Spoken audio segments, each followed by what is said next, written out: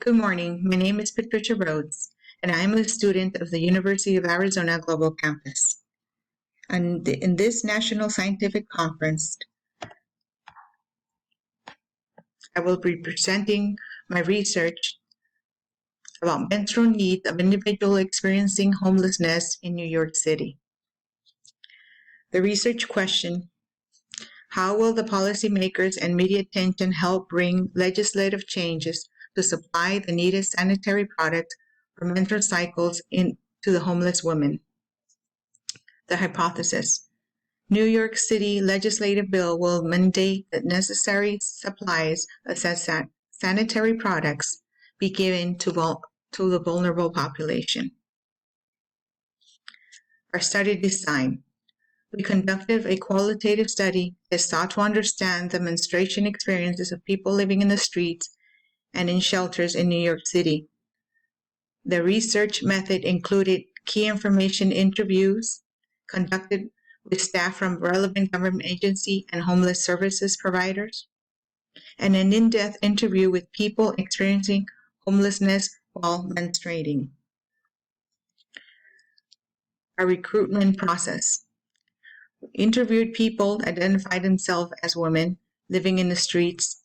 By advertising and using flyers, informed consent were signed before the interview.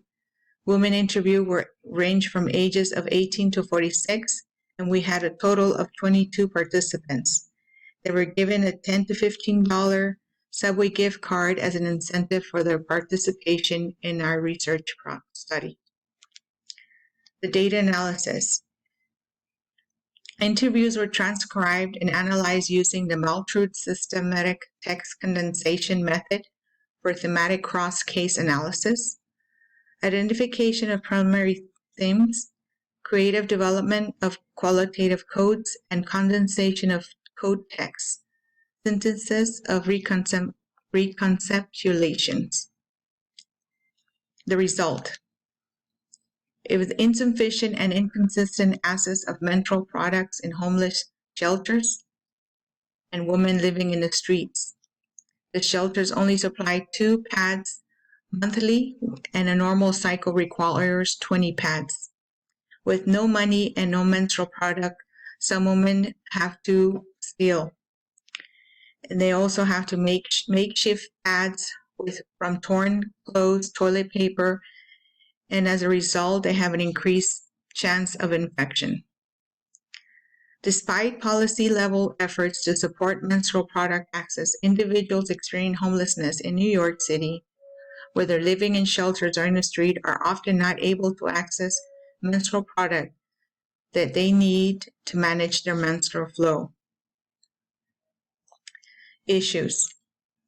One of the issues they had was the sample was too small. It's okay to use flyers, but if we spread the flyers to more areas and interviewed on multiple days, we would have a larger sample.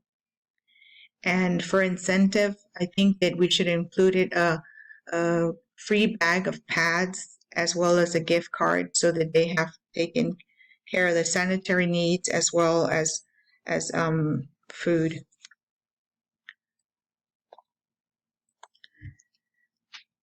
So managing menstruation while living in the street is difficult.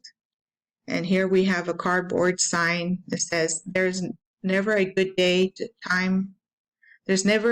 time to have your period, but this has to be the worst, and that's living in the street.